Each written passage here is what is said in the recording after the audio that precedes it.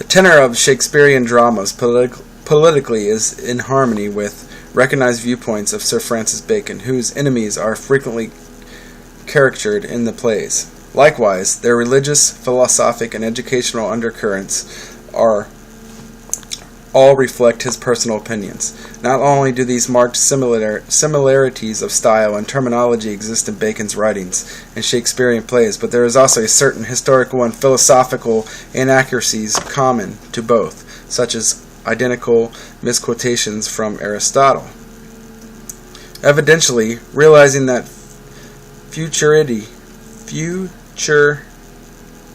I don't even know how to pronounce that, would unveil his full genius, Lord Verulam, in his will, bequeathed his soul to God above by the oblations of his Saviour. His body was to be buried obscurely, his name and memory to men's charitable speeches, to foreign nations, to succeeding ages, and his own countrymen after some time had elapsed. That portion appearing in italics Bacon deleted from his will, apparently fearing that he had said too much.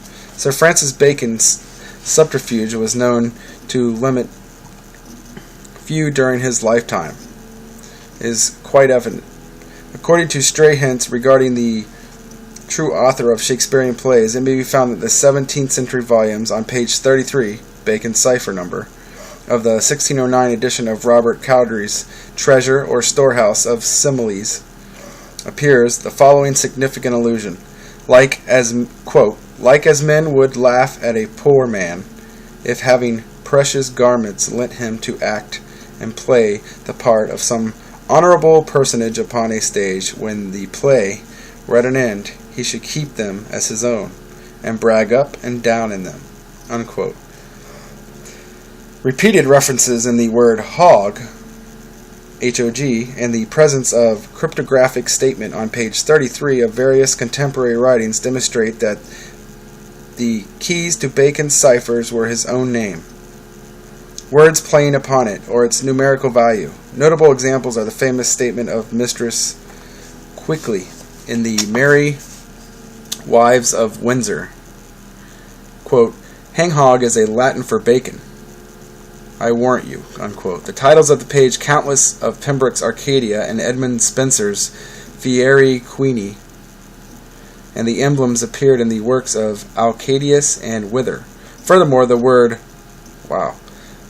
horifacabilitudination, that's a long word, it must be 40 letters in that, appearing in the 5th act of Love Labour's Lost, is a Rosicrucian signature, and its numerical equivalent, 287, indicates. Again, on the title page of the first edition of Sir Francis Bacon New Atlantis, Father Time is depicted bringing female figure out of the darkness of a cave. Around the device is a Latin inscription, quote, "In the secret truth shall be revealed. In time the secret truth shall be revealed," unquote.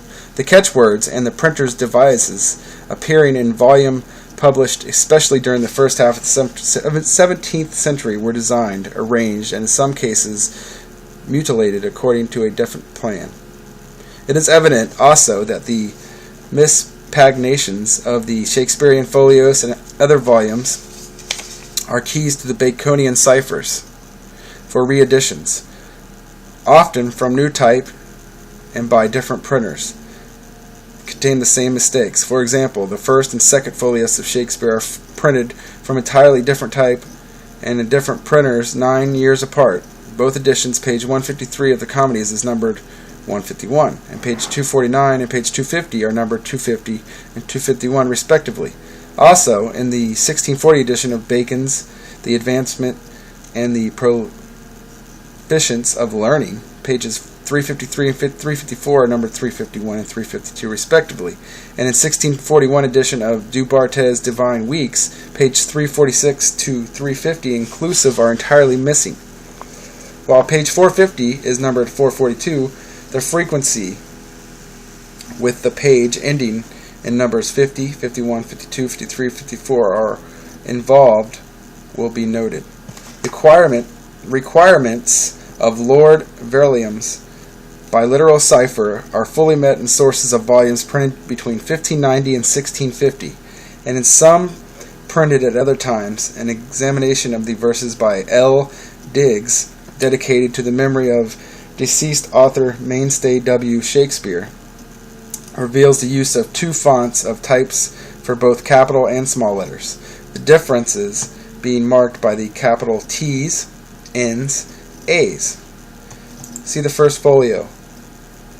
The cipher has been deleted from subsequent editions.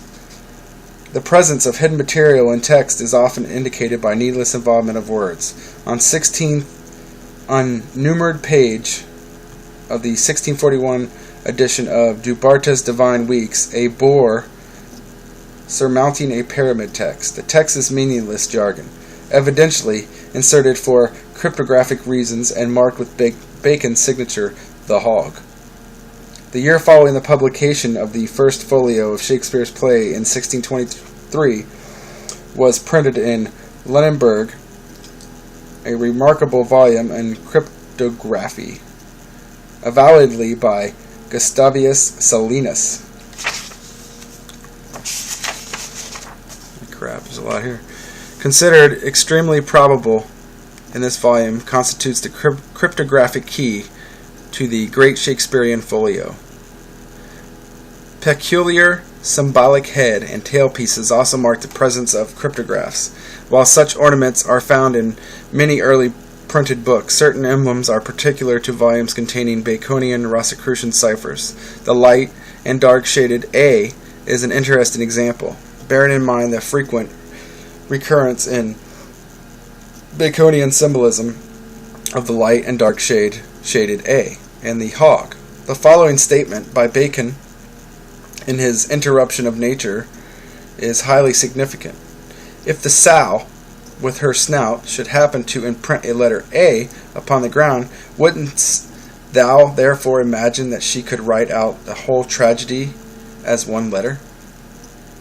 The Rosicrucians and other secret societies of the 17th century used watermarks as mediums for the conveyance of cryptographic references, and books presumably containing Baconian ciphers are usually printed upon paper bearing Rosicrucians or Masonic watermarks. Often there are several symbols in one book, such as the Rose Cross, Urns, Bunch of Grapes, and others.